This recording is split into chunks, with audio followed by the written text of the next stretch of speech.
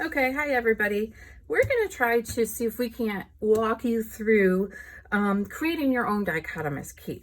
Okay, on this iPad here, I have the organism that we're going to try to classify.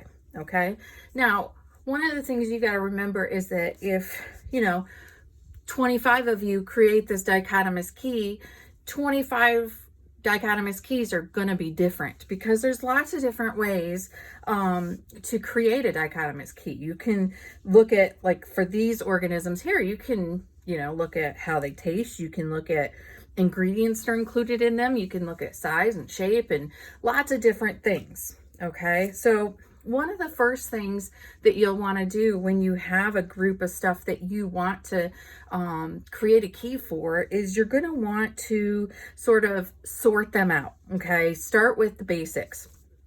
First of all, all of these would be considered under one group heading called candy, right? These are all candy. So it applies to everything. Now within that category candy, we can break them down into different components. So if you look at some of these things, obviously, a lot of these, the name of them. Oops, I lost something down here. But you can start to sort them out. And one way we can do it is chocolate or no chocolate. Because you can see that these guys, well, this has chocolate in it. These ones do not. This one does. These ones do not. No chocolate. No, oops. No chocolate. No chocolate. Chocolate. Okay. And so what you would do, the first question on your dichotomous key would be, does it have chocolate?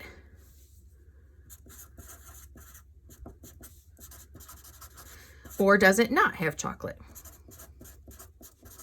And I'm going to run out of room, so I'm just going to kind of abbreviate.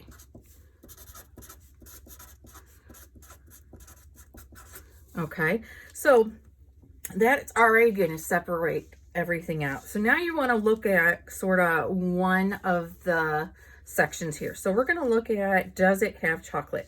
So for these ones here, these are the ones that we sorted because they have chocolate. We want to look at what within this group can we use to differentiate. Okay, what is different about them? So you see these are well, we know what these are. These are M&Ms, so there's chocolate inside of a candy shell. We have Snickers here with nuts and nougat. We have an Almond Joy with coconut and almonds. This guy has some nougat. This one just has peanut butter, and this has like a cookie and caramel. Okay, so there's lots of different ways that you can do it. I'm gonna say some are made with nuts and some are made with no nuts. Okay, so I would say, okay, this one has nothing in it, no peanuts, no anything like that. This one has peanut butter. This one has no. This one has none. And then all of these are made with some kind of nut. Okay, so for of these three that have nuts in them, one is made, we got to kind of, again, decide how are we going to separate them. So these ones actually have nut pieces in them, actual pieces of the nut. This one just has peanut butter, so like a nut butter. So I'm going to say peanut butter.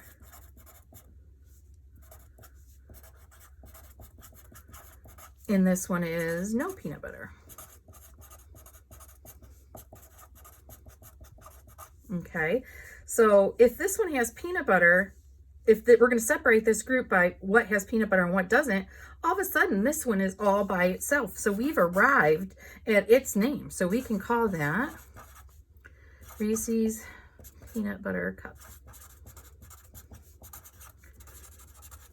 Okay, so we've named something now. All right, so then if we're going to finish this line here with the no peanut butter, we got to, again, we're looking at these two and trying to figure out what would differentiate the two. And right away, one of the things I see is that this one has coconut and this one does not. So that's what I would use. I would say coconut, a no coconut. So then this one gives us a name. We know what that is. It's called Almond Joy. And then this guy is a Snickers. Okay, so we've named these three things. So of the no nuts candies, we can look up here and we can again see how can we differentiate between the two. This one has caramel and a cookie. This is nougat. This is chocolate with a hard candy coating. And that's one way you can do it. You can say has a candy shell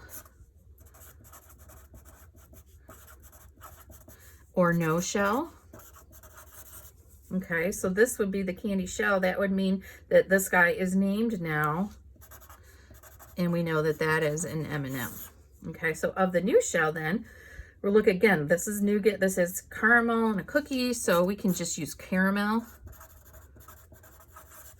Or this one has nougat. Does it have caramel? Does it have nougat?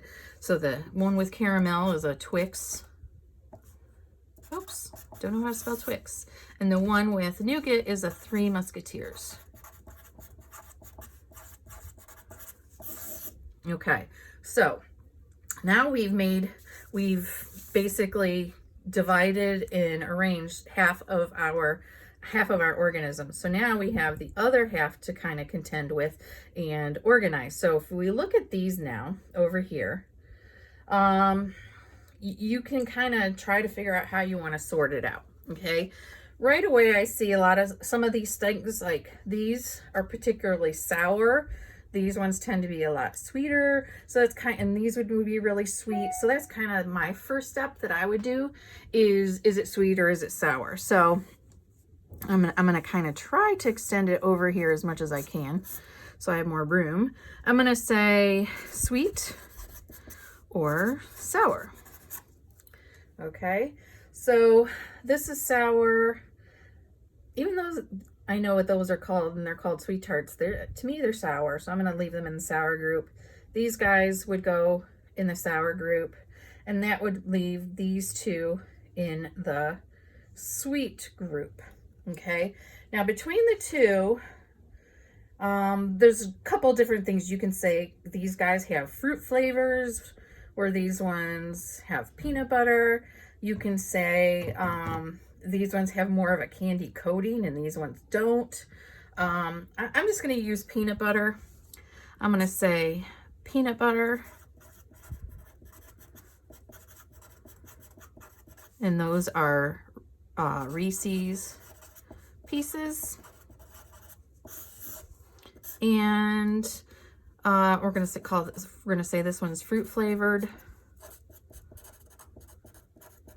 And those are jelly beans.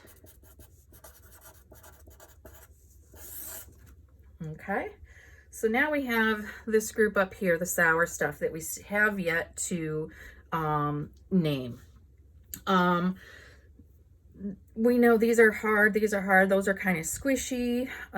These ones have like a sandy coating on them. You can do a couple of different things to differentiate between the two. So I'm going to go with their texture. I'm going to say these ones here are squishy and these ones are hard. Okay, so the squishy ones then, since those are the only ones that are squishy, we got to the name here, and so it's Sour Patch Kids.